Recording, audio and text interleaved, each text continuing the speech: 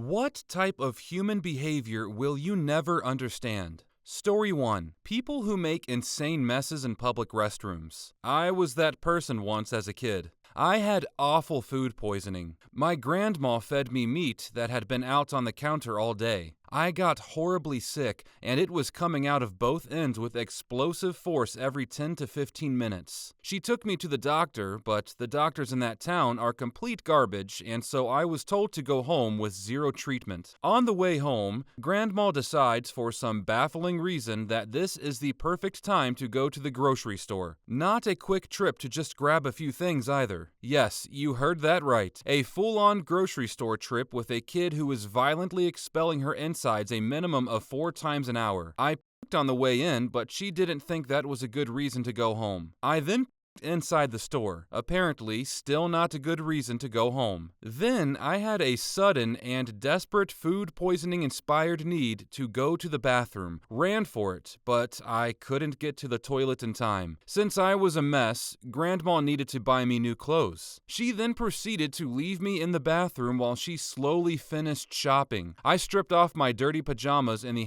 handicap stall. I then sat there on the toilet, liquid feces dripping down my legs and onto the floor, repeatedly painting the walls and floors with a vomit cannon while I waited. It was everywhere. Finally, Grandma came back, wiped me down with a pack of baby wipes, and got me into new pajamas. By that point, there wasn't really an inch left in that stall that wasn't covered in either vomit or feces. We then swiftly exited the store. She didn't even tell someone about the mess. I will forever feel awful for whoever had to clean that up. Story 2. Being to food service workers. Scumbags do not deserve to eat out. I used to be a cashier at Walmart, and some of the people that came through the line were the shittiest, most awful human beings I've ever met. Rude, needy, entitled assholes that wanted to buy 2 carts full of shit and price match every single item. It'd take like 45 minutes for a single customer with a line of people behind them. Actually, it was funny. The area I was in had a lot of gang activity, and those people were the absolute nicest ones. Asking me how my day was, that I was doing a great job and to keep up the good work. Covered head to foot in gang tats, gold chains, and all that. Paid for everything with wads or straight up rolls of hundreds. I had guys buying groceries with their wife and kids and pulling out like $10,000 in cash, and they were always super nice, probably because they didn't want to cause an issue and have the cops called. Story 3. Talking on speakerphones while in public or listening to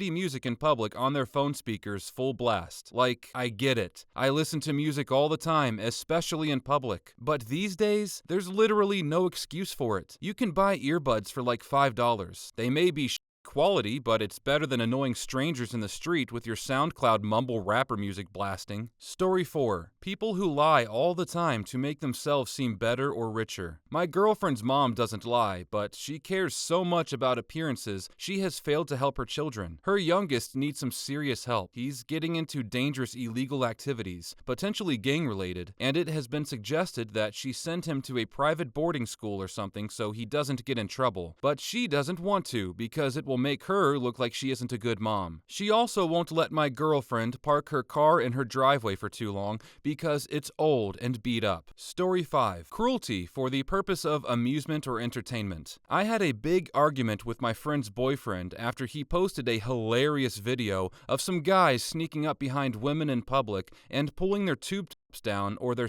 up. I told him this is not a prank, this is assault. He disagreed because apparently it was just that funny. And this guy has a daughter too, which makes it even more despicable. Story 6. Child predators or pedophiles, especially the ones that claim they love the child, or parents who knowingly date child predators and give them access to their kids. It's so hard for me to grasp that this is a real thing. I watched an episode of one of Chris Hansen's shows, and one of the predators was arranging to meet up with a 12-year-old girl who was supposed to be at a hotel with her mother. The predator met the mother on a website specifically for that sort of thing, and was planning on coming to the hotel to meet them, and the mother was going to give him access to her child. It was all fake, of course, but it blows my mind that this sort of thing really happens. I feel so completely horrible for children that have to live with parents that will sell them out. It breaks my heart. Story 7. The inability to return the cart to the cart corral. As a previous employee of a grocery store, I was tasked with gathering the carts. It always baffled me how close some people would put their carts to the corrals, but not in them. On the other hand, when people are lazy like this, it makes the task of gathering carts longer, reducing the number of tasks for me to complete that shift. Story 8. Filming TikTok and things like that in public. Some of them are so embarrassing too when you really think about them setting up the camera to record themselves. I saw one in person recently where a girl had her mom blocking up traffic to take pictures of her doing a bunch of poses in front of a cactus. Just fully awkward and an whole move. Like a video I saw of a nurse recording herself being upset about a patient dying. Fully set up her camera and walked around the corner and back again to start crying and act out being devastated. This drives me insane. I have a close guy friend who I adore in other aspects, but it's like he can never just live in the moment. He always needs me to help get a good selfie or a video. We'll be having the best time at a concert and it's like, okay, get a video of me dancing for Snapchat to prove how cool and fun he is. I don't know. And I just physically cringe. It's not hurting anyone, so I do it anyways if that'll make him happy, but it's like, why do you need so much attention? Story 9. Cheating instead of just coming to terms with the other. I wish my wife had been honest with me instead of me finding out by finding a receipt for and that she had downloaded dating apps. When I confronted her, she got mad and said I was spying on her. Nothing like being mad for the wrong reasons. I do not understand how anyone could betray the one person who loves them most and then straight up lie about it. It's such a gut-wrenching feeling to be cheated on, and it can take years to get over the trauma. Just be an adult and break up before hurting someone like that. Story 10. People who drive like 45 miles per hour in the left lane. How do you not see the dozens upon dozens of cars behind you? Also, somehow these people are always driving in sync with the people in the other two lanes, effectively creating an impassable wall of cars. Get a clue, people. Earlier today, I saw a police car zooming down the carpool lane with their lights on, as they do, and some in that lane didn't move until the police car had been right behind them for a solid 5+ seconds. Some people really are just oblivious and should pay more attention. Story 11. Telling people to smile. Working as a bartender was endless. I mean, I'm just stocking beer and it's, hey, smile, just smile. Except smile in the way that says, come any closer and I'll rip your jugular out, like a macaque's. Story 12. Revving your engine for attention. Have to mention that it's very likely most of them do it for their own amusement. Someone giving a fast-tuned car or a bike excessive throttle against rev limit, etc. That guy wants all the attention, good and bad. That guy is an asshole. That guy on a bike waiting at red lights who is constantly blipping throttle probably has a boner. Story 13. Pandering for sympathy. Literally beaming to everyone who will listen about your weaknesses, insecurities, and illnesses for social points and privileges. If you show respect, you get respect. I'm all for tolerance, but nothing makes me not want to be your friend more than a person who leans into their ailments or quirks as if it's their entire personality and won't shut up about it. I am open about my vulnerabilities, but I don't need sympathy for them. No, I use it to weed out the people that will use my vulnerabilities by putting out the ones that don't bother me any longer. Story 14. People with kids thinking they're the only ones that can be tired, or that they're the only ones whose time matters. Like, it's fine to expect single people to work more and to make their vacation requests lower priority. You never know how many stories you see on the internet are true, but there sure do seem to be a lot about parents devaluing non-parents. That is not what most people think. Where people run into issues is when two people ask off at the same time, but it's a family thing that can't be moved, and the other is a random date that isn't really set in stone. A kid being in some state-level competition that culminates their athletic career versus a randomly picked local hiking day. The competition can't be moved and can't be redone. It is a one-and-done thing and likely no others past it. A solo hiking trip locally can be pushed off for a week. Your hiking trip is valuable, but you can repeat it or move it with much more ease. This one is fairly easy. The harder ones are when both have family stuff. A friend's wedding versus graduation, for example. Neither can reasonably actually be moved. Someone actually loses rather than being inconvenienced. Out-of-town stuff comes up as well. Having kids with you does not make it necessarily more important versus a person traveling without. It gets muddy pretty fast. Just get your requests in on time, I guess. Story 15. Why do people try? They tell us what it does and how it ends before they teach us timetables. Or the same, but for basically any other drug.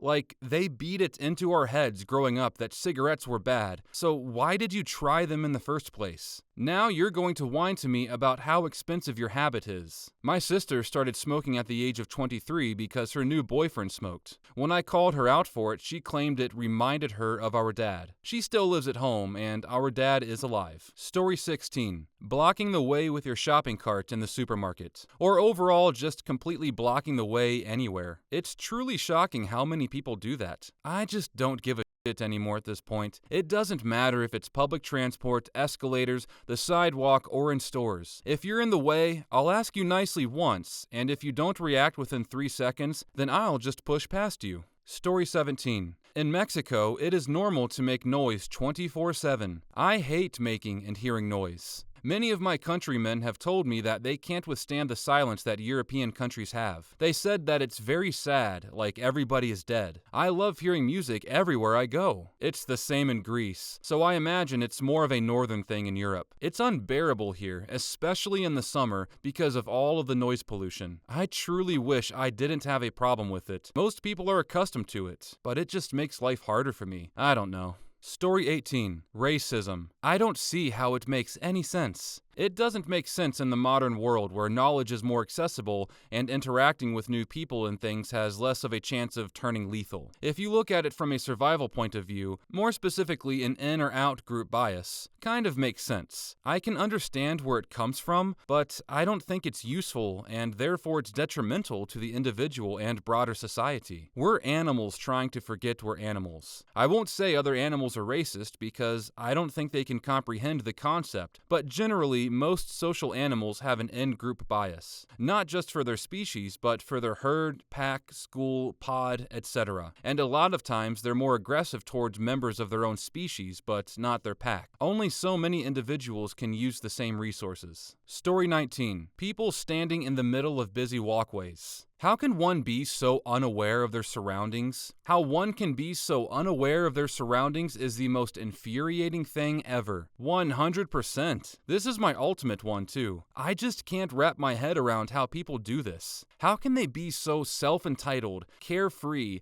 obnoxious, and unaware of their surroundings? Absolutely kills me. Whenever I'm at the grocery store, it's mind-boggling how many people are like this. Story 20. People who confuse the word understand with agree with. Yeah, that is a really good one. I remember when Spock once said something and an asshole went, "Ah, then you agree." He said, "I understand, I do not agree," and then went on to do the most epic logic power moves you've seen this side of the Alpha Quadrant. Story 21. Cruelty to your children or animals. I also can't understand how my ex, who I am stuck living with for now, can abuse me in front of our daughter and feel okay with himself. I have to quickly pack and flee the house with her while he whoops and cheers about it because I am worried that it might escalate and become physical. Even if it doesn't, the swearing and yelling, etc. is disgusting as it is. How does he go to bed at night and think, I am such a legend of a guy? It blows my mind. If I was acting that way in front of my daughter, I'd feel sick with myself. Story 22. When the lift, elevator, is full and the doors are closing and there is always that one person who presses the button or sticks an arm in, then tries to squeeze into a cramped lift. Just wait 1 minute for the next one available. Same guy who stands by the doors of the subway, blocking people from getting off, thus preventing people from getting on. Story 23. Wanting messed up dog breeds. Oh my gosh! An animal whose face is so unnatural it can't breathe properly.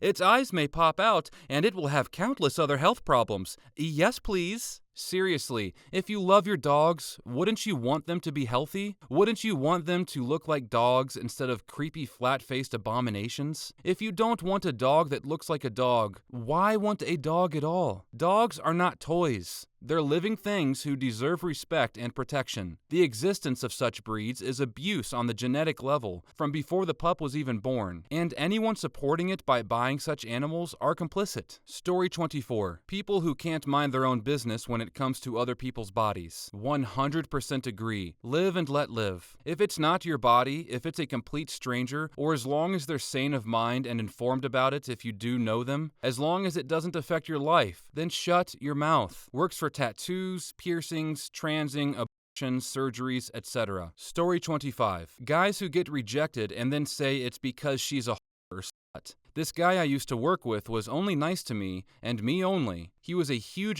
asshole to everyone else. It was because he had a thing for me, of course, but as soon as he figured out I was not into him at all, he started calling me a bitch to everyone behind my back, apparently. How dare I have a choice in who I like and want to date? Story 26. Greed. Not like wanting enough, or slightly more than, but genuine bonkers crazy greed. A person can't possibly believe owning a $10,000 handbag will make them happy, or a mega yacht, or a McMansion. While I do understand that being chronically poor can cause us to fantasize about extreme wealth, there's a difference between a fantasy and really going out and putting a Birkin on a credit card when you can carry your just fine in a paper bag. Why buy the hideous McMansion when any sound house will do? Wanting enough is fine. Wanting so much that others suffer is psychopathy. For me, it's greed to the point it's only about increasing a number because they're already so rich they already have everything. Story 27. Very nearly all of it. I have been intensely studying human behavior for several decades to facilitate my attempts to function within human society, and have found frustratingly little of it to be in any way comprehensible. Story 28. Denying actual living human rights because they feel it will hurt an invisible entity of some sort. We are all living on this planet, all together. The Sky Daddies are not. Even if they were real, they left us here to fight it out, survive disease, genetic mutations, ecological disasters, and wars. They don't deserve the idolization. We should be taking care of each other. Story 29. All forms of prejudice. I just don't get the level of toxicity some people have. Sexism is not okay. Phobia is not okay. Racism, transphobia, ableism, ageism, xenophobia, and all other forms of hate are not okay and need to be called out. I feel so bad for people who suffer from such forms of demonization just because they are different from someone else. It makes me angry and sad. Tribalism mixed within group-out-group nonsense. All of this evolution, and this is what we evolved to? It's so ridiculous and sad, it makes me laugh with disgust. We truly are just animals. Story 30. I have suffered, therefore you should too, especially from parents, and especially since I am now a parent myself. Telling your kids they have it easier than you did should be a mark that you're doing something right as a parent, not that your kids are lazy. Story 31. Being loud and obnoxious. Some people care only about themselves. I live in a town where houses are close to each other. There are 4 houses down the road, and all the families are friends with one another. They are constantly racing four-wheelers up and down the public street, revving their vehicles and playing loud music. What's crazy is that they race their four-wheelers,